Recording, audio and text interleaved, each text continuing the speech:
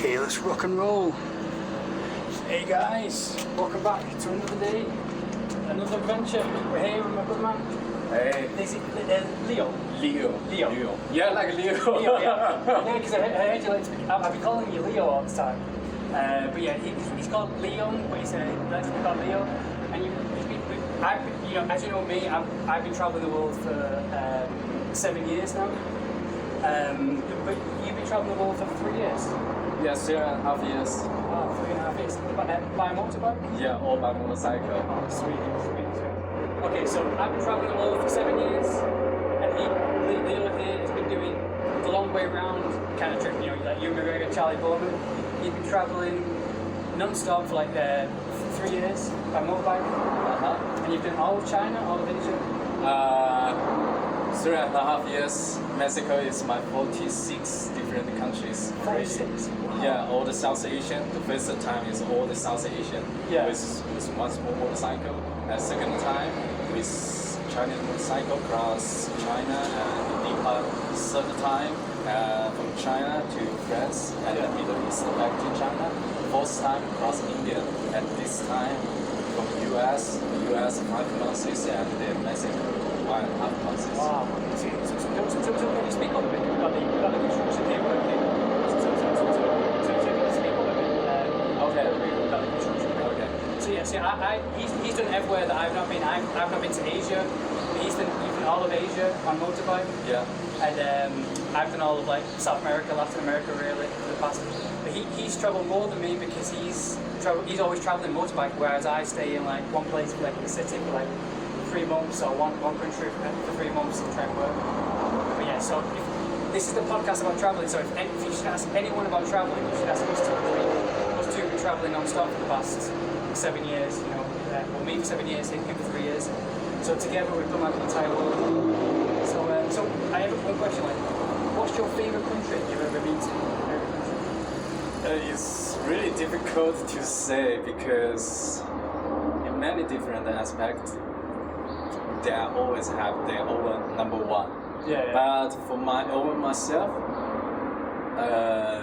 US, Turkey, Vietnam. Yeah. I was speaking about it yesterday. We were saying yesterday that USA has got a bad reputation because everybody online likes to hate USA because it's like they kind of, I think because they're jealous of them, but they're also a bit spoiled. But USA does have the convenience.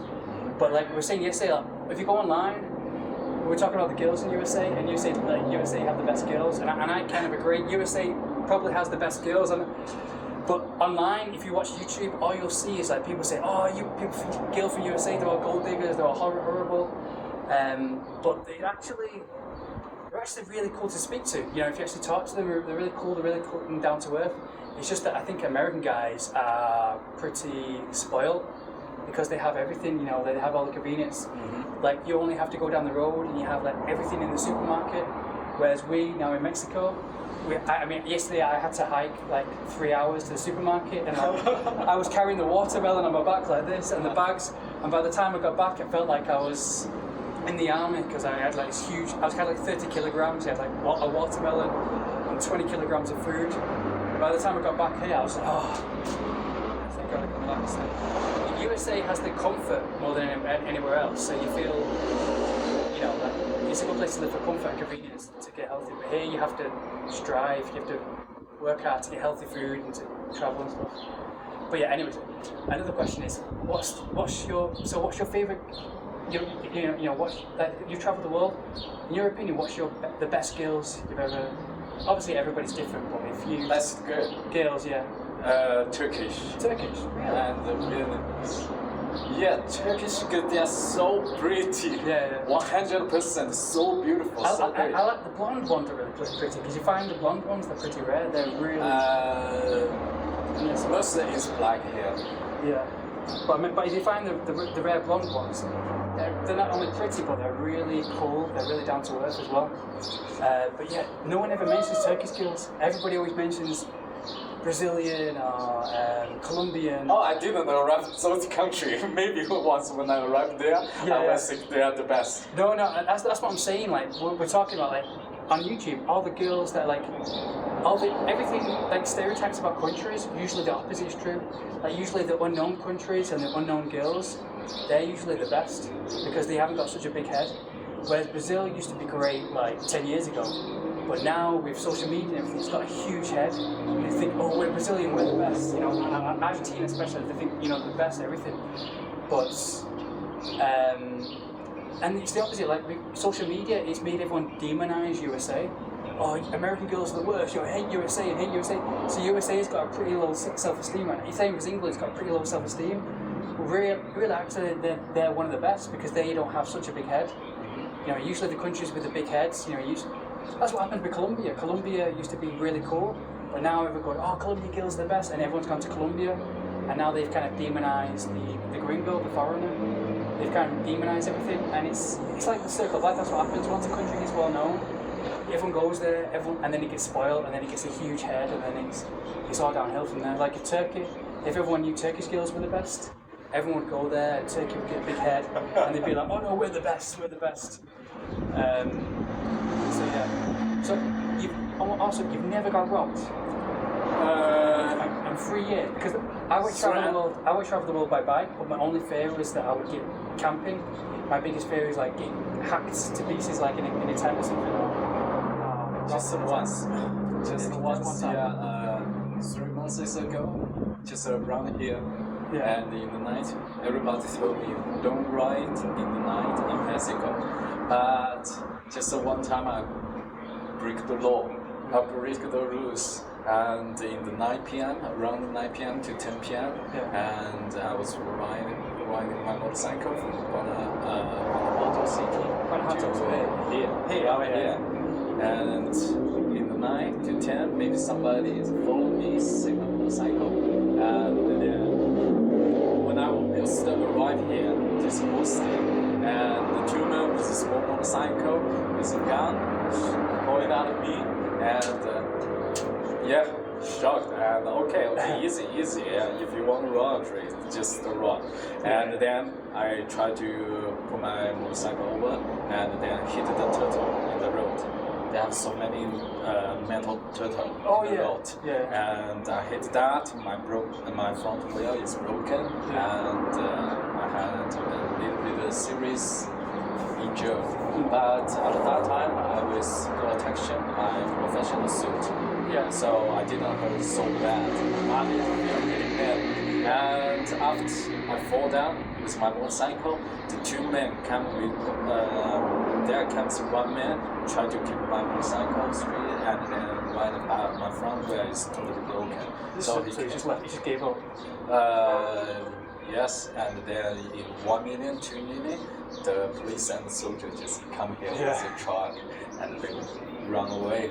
So that's the problem, and the police just say some Espanol to me, and then take my motorcycle into the truck, and I just heard one word like policia.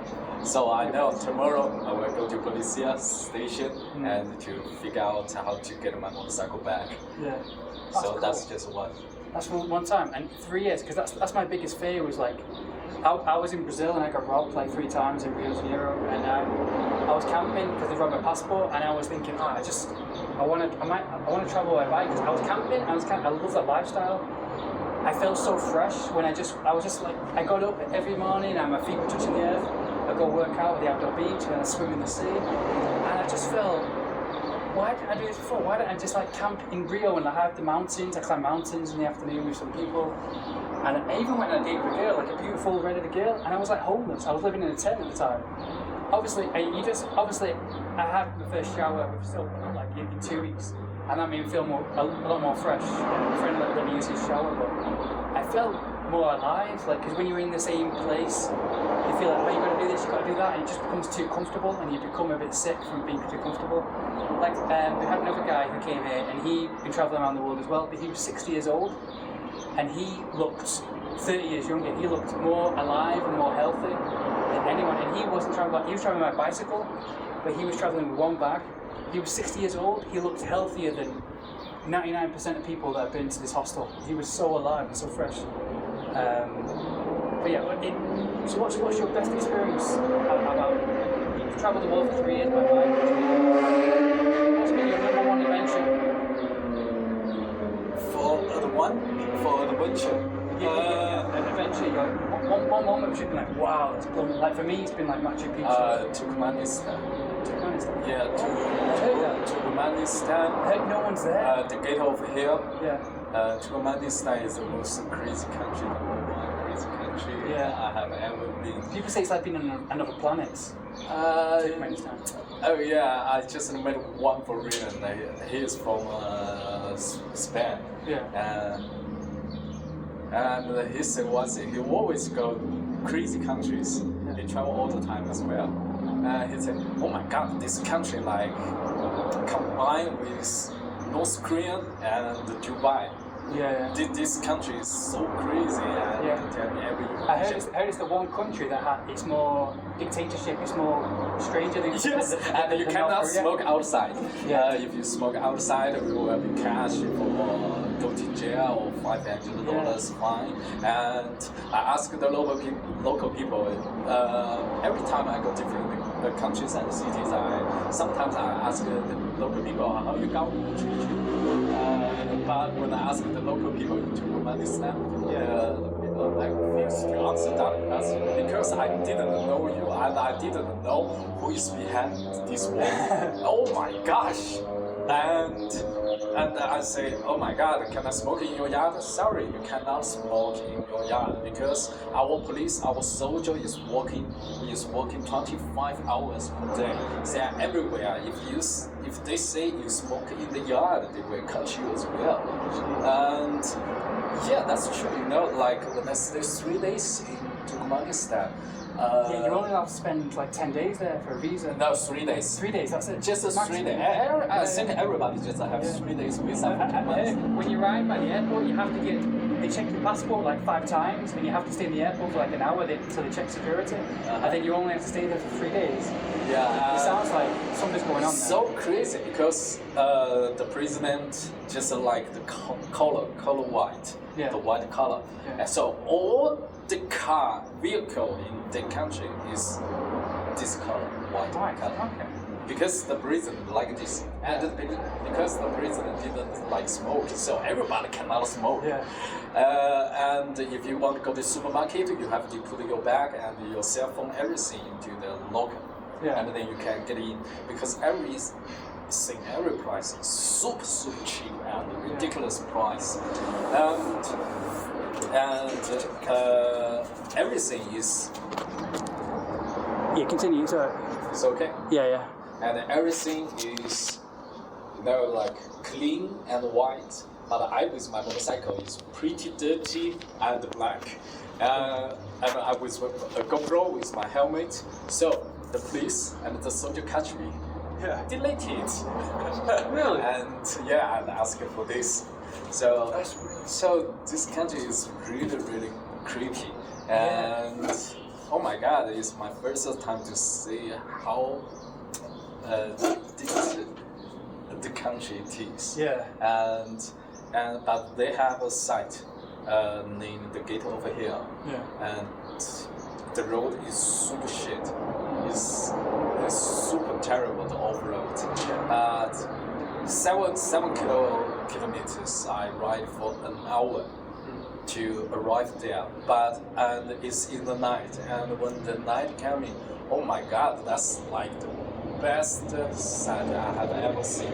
Because you're completely empty. Totally black. Like when you reach your hands, you cannot see your hands. That black is like that. So and it's totally off-road in the desert. And I ride my motorcycle when I almost reach the gate over here. Oh my gosh, it's like when I see God view, like all is black. The sky, everything is black, but they have a light to the sky directly. Yeah. And because that's the light from the gate over here, it's so amazing. That time made me my understanding, and it's my first time when I saw something make my make me my health standing. And the second time is when I go to Texas, the Elon Musk's space starship base. Oh yeah, you said that, but you said it was so easy to meet him. You said you just waited for him all day, and he said he came. Yeah. I was expecting him to have like lots of security because if I was Elon Musk, I would be scared because he met Elon Musk in Texas just by waiting for like a few hours. Oh yeah. But I would think if I was Elon Musk, I would think, oh god, this guy could have a gun, he could easily kill me. But he didn't have any security at all. He just said. Oh yeah, because it's the area, and that area is. It's really hard to find it, and they have so many security checkpoints. They have so many checkpoints because it's in Texas between Mexico, and in Texas around this area and New Mexico states, they have so many police and checkpoints around that area. So I think that is pretty safe. I've got to go to Leon right now. But what's been your number one experience with like girls or people like one of the last questions. What's the best people that you've experienced in the world? Your favorite kind of people, like the most popular? Has it been Indian? The most like friendliest people you've ever met, like the most coolest people. Actually, for me, as a tourist with motorcycle and the Chinese, actually, I have to say like 70 to 80% around the world when I'm traveling, they are so friendly. Yeah. I have to say that. Yeah. They are not, this country is better than that country, no. Yeah. So the people is same. Everyone has like pros and cons, and make me feel so great. Yeah. And it's two different ways. It's because of your energy though. Like I noticed you and the other guy who's 60 years old, who was traveling by bike, they're the two people here that I've actually talked to. Everyone else is kind of like, can I have a room, please? I'll have one room, please. You know, and then they're just like, because they have that mentality of living in that cage, that box, and it kind of gives off that bad energy about them. The same with me. I mean, I've been living in the hostel for the past month, and I wake up and I think, oh, it's the same thing, it's the same routine, it's the same thing. But you're traveling the world, and you're living the real life how we're supposed to live, because you're traveling the world. Every day is a new adventure for you, so you naturally are healthy, you naturally have that good energy about you. Because that's how we're supposed to live. We're supposed to be, it's in our DNA to be conquerors and travellers, to go from land to land. And that's why I think you think other people are friendly.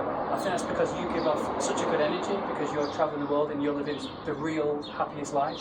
Like the other guy who was living, he was so happy. Let me tell you one story. Like 12 years ago, when I traveled in London, I stayed in a hostel. And at that time, I was so depression. Because it's so lonely. At that time, I feel. So I almost met everybody there, tried to talk with them there. And I met a Spanish. And hey, how are you? What's your name? How many countries you have been traveling? They said, I'm traveling 30 years. Oh my God, how old are you? 40. So, oh my God, how many countries? At that time, he said around more than 100 different countries. And at that I'm shocked, because at that time I just lived in 2 countries, China and the UK. So, like, I was so surprised. Really, in the world, they have somebody travel around the world, and at that time, for me, everywhere, every people is different. But that Spanish told me, I asked him, like, what do you think the different countries, people, they are, what kind of difference between them? He just, without thinking, just tell me, everybody is same in the world. Everybody is totally same when you figure it out. And that's really shocking, because at that time I think everybody is different. But he told me, he said too much, and he told me, everybody is same. So that really shocked me and made me want to try to figure out why everybody is the same. Yeah, I mean, except for people on social media, I mean, people who like, young people who are addicted to social media, they see the world in like a really cagey view. But then you have other good people who aren't, who are liberated like you, who are really cool to talk to. You have good and bad everywhere. But yeah, just one more question. So you've travelled the world for 3 years. Have you met a lot of girls around? You must have met a lot of girls around the world. Not many, Yeah. not many, because almost every day I'm on my road. Yeah, mostly, yeah. So yeah, I was fall in love when I traveled in Turkey, Vietnam, Thailand. So what's been your best experience with girls? Turkey. Turkey. Yeah, that's why I said. Did you fall in love with her? Yes, in 2019, I was staying in a hostel. They have a receptionist. She's looking like an angel. So beautiful. I thought that as well. I was teaching English there for 6 months, and the other teacher that was here, she had like blondish reddish hair. She was so beautiful, but she was so nice. And she kept smiling at me and looking at me. And yeah, not many people. I hope Turkey remains unknown, because I don't want people to go there to ruin it like they have done with Colombia. So I hope it remains like a little secret between, so don't tell anyone. It's not a secret. So if you know about Turkey, it's going to be the #1 country for girls no one talks about, but just go there, but just keep it quiet. Yeah, when I go to Istanbul, I talk with most tourists is from European countries, and they all have the same opinion. Oh my God, Turkish is so beautiful, so beautiful. Yeah. Oh my God. So what about Czech Republic? Do you have any? Czech Republic, I didn't run. Okay, you do. Lots of times just Latvia, Lithuania, and then Czech Republic. What about Hungary? Because I heard Hungary is great for girls. Hungary, I didn't be there. Oh, I think they have a lot. I remember. I forget. I think you definitely go to Czech Republic and Hungary, because I hear they're really great for girls.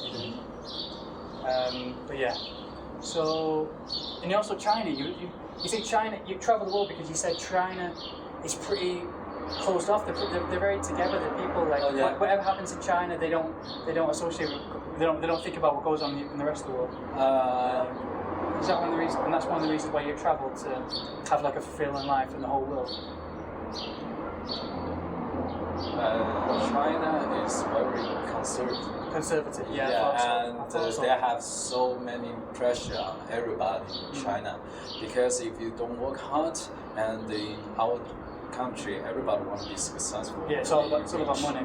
Yeah, because without that, because our government didn't take care about us, if we didn't work hard, didn't get rich, we are very sorry for ourselves. Yeah, can you speak about that? Okay, China right now economy is grew up, everything is okay, and security, safety is very well. But I have to say, everybody is under pressure. That pressure is not just from the government, that pressure is from the economy. Yeah. I think the most, because yes, everybody need to work so hard, otherwise they cannot get a happy life for sure. Because everything we need to pay ourselves, everything. Yeah. And the government didn't take care about us at all, actually. So, and I was saying yesterday, like everybody thinks that that your parents don't help you out. They don't give you any support. Oh yeah. And it's the same with me. And people, Latinos, are kind of shocked by that. They're kind of like, why aren't your parents helping you out? You think because I'm white, because I'm gringo, you should be rich. You shouldn't be home in the streets or anything. They think I should have support and everything. But that's the one thing. That's one of the stereotypes that we have wrong with the Latinos. That they live with their parents up to the age of 40. A lot of them. So everything's so backwards. Usually the stereotypes we hear, usually the opposite is always true. But anyways, I've got to get off now to Leon. So thanks a lot, Leo. Thanks a lot. Yeah. Nice to meet you, Aaron. You too, dude. Thanks for enjoy the wood. Yeah, you too, dude. I wish I was coming with you.